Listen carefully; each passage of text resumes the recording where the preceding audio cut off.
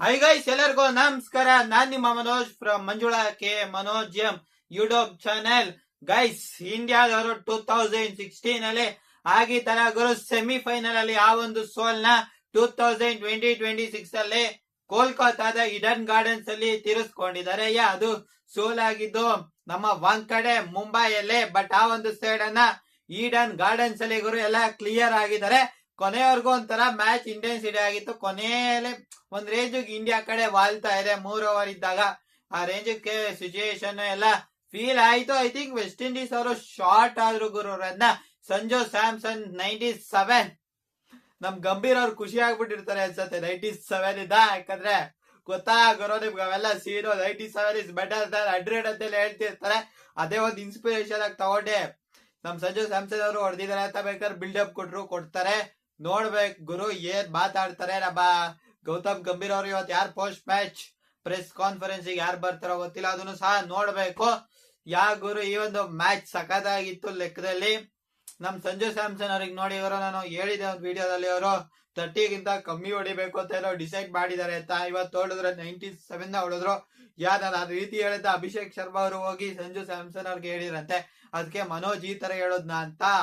ಅವ್ರು ನೋಡಿ ಗುರು 97 ರನ್ ಹೊಡೆದಿದ್ದಾರೆ. ನೀವು ಇದಕ್ಕೆ ಕ್ರೆಡಿಟ್ ಕೊಡ್ಲೇಬೇಕು ಗುರು. ಲೆಕ್ಕದಲ್ಲಿ ಅವ್ರ ಕ್ಯಾಪ್ಟನ್ ಗುರು ವೆಸ್ಟ್ ಇಂಡೀಸ್ ತರ ಸೋಲಿಗೆ ಮುಖ್ಯ ಕಾರಣ ಅವರೇ ಅಂತಾನೆ ಹೇಳ್ಬೋದು. ಯಾಕಂದ್ರೆ ನೋಡಿ ಗುರು 32 ಬಾರಿ 33 ರನ್. ಇದು ಎಕ್ಸ್ಪೆಕ್ಟ್ ಮಾಡದ ಗುರು. ನಾವು ವೆಸ್ಟ್ ಇಂಡೀಸ್ ಓಪನಿಂಗ್ ಇದ್ದ ವೆಸ್ಟ್ ಇಂಡೀಸ್ ಅಂದ್ರೆ ಬಡಿ ಆಟ. ಇವ್ರು ನೋಡ್ರು ಕುಡ್ಕಾಟ ಆಡ್ತವ್ರೆ, ಕುಡ್ಕೋಟ ಆಡ್ತವ್ರೆ. ಟೆಸ್ಟ್ ಇನ್ನಿಂಗ್ಸ್ ಇವೆಲ್ಲ ಓಡಿಐ ಇನ್ನಿಂಗ್ಸ್.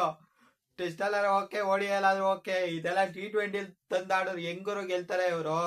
ಶಾಯ್ ಹೋಪ್ ಅವರೇ ಗುರು ಒಂಥರ ಇವ್ರದೇ ಪರ್ಫಾರ್ಮೆನ್ಸ್ ಒಂದ್ ರೇಂಜ್ ಚೆನ್ನಾಗಿಲ್ಲ ಅಂತಾನೆ ಹೇಳ್ಬೋದು. ಇನ್ನೆಲ್ಲರದು 150 ಮೇಲೆ ಇದೆ ಗುರು. 30 ಬಾಲ್ ಆಡಿದ್ಮೇಲೆ ಅಟ್ಲೀಸ್ಟ್ ಒಂದ್ 50 ರನ್ ಹೊಡಿಬೇಕು ಮಾಮ್, ಇಲ್ಲ ಅಂದ್ರೆ ಕಷ್ಟ ಆಗತ್ತೆ. ಸ್ಟಾರ್ಟಿಂಗ್ ಬಂದೇ ಇಲ್ಲ ನೋಡಿ ಗುರು. ಸ್ಟಾರ್ಟಿಂಗ್ ವಿಕೆಟ್ ಉಳಿಸ್ಬೇಕು ಅಂತ ಆಡಿದ್ರು, ಏನ್ ಆಡಿದ್ರೋ ಗೊತ್ತಿಲ್ಲ ಗುರು. ವೆಸ್ಟ್ ಇಂಡೀಸ್ ಅಲ್ಲಿ ಇರೋರು ಎಲ್ಲರೂ ಲೆಕ್ಕದಲ್ಲಿ 6 ಹೊಡಿಯೋ ಕೆಪಾಬಿಲಿಟಿ ಇದೆ. ಅದೇ ರೀತಿ ಸ್ಟಾರ್ಟಿಂಗ್ ಪವರ್ ಪ್ಲೇ ಅಲ್ಲಿ ಅದಕ್ಕೆ ದೊಡ್ಡ ಆಡ್ತಿರೋದು ಅದ್ಗೊತ್ತು ಗೊತ್ತಾಗ್ಲಿಲ್ಲ ಕಣಪ್ಪ. ಹೊಡಿಬೋದಿತ್ತು ಅಂತ ಅನ್ಸತ್ತೆ ಗುರು. ಪವರ್ ಪ್ಲೇ ಅಲ್ಲೇ ಶುರು ಹಚ್ಕೊಂಡಿದ್ರು, ಹೊಡಿತಿದ್ರೇನೋ. ಬಟ್ ಅವ್ರದ್ದೇನೋ ಡಿಫ್ರೆಂಟ್ ಪ್ಲಾನಿಂಗ್ ಸ್ಟ್ರಾಟಜಿ ಇತ್ತು, ಅದೆಲ್ಲ ವರ್ಕ್ ಆಗ್ಲಿಲ್ಲ.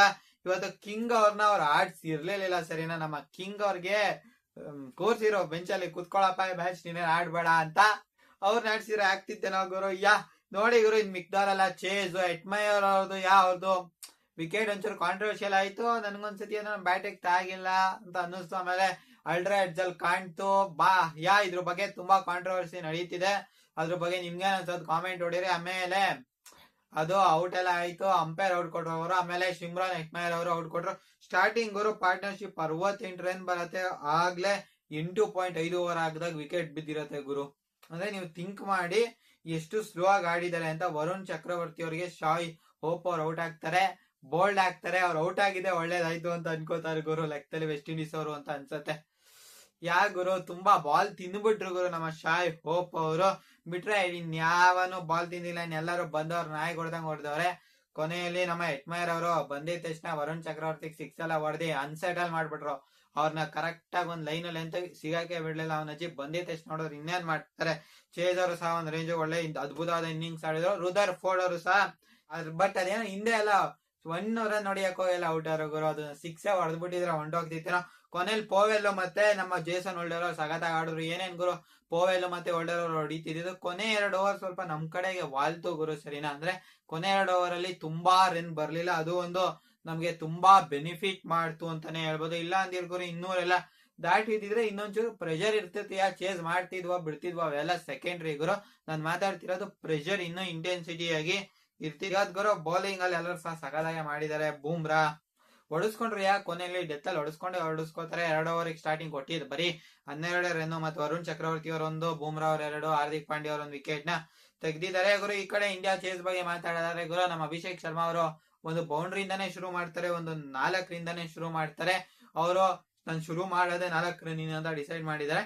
ಬಟ್ ಅಭಿಷೇಕ್ ಶರ್ಮಾ ಅವರು ಔಟ್ ಆಗ್ಬಿಡ್ತಾರೆ. ಬಟ್ ಇವತ್ತು ನಮ್ಮ ಫೀಲ್ಡಿಂಗ್ ಚೆನ್ನಾಗಿ ಇರ್ಲಿಲ್ಲ ಗುರು.